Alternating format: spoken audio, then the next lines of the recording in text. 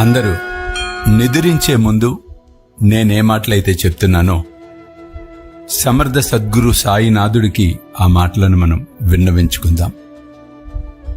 ఓ సాయినాథ, ఈరోజు నేను తెలిసి తెలియక తప్పులను చేసినట్లయితే దయచేసి మన్నించి నన్ను అనుగ్రహింపు.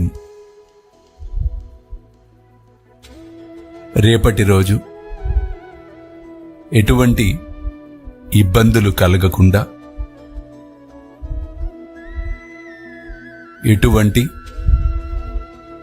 తప్పులు చేయకుండా నన్ను కాపాడుము. నన్ను, నా కుటుంబమును సదా రక్షింపుము. సర్వే జన సుఖినో భవంతు. జై సాయినాథ్.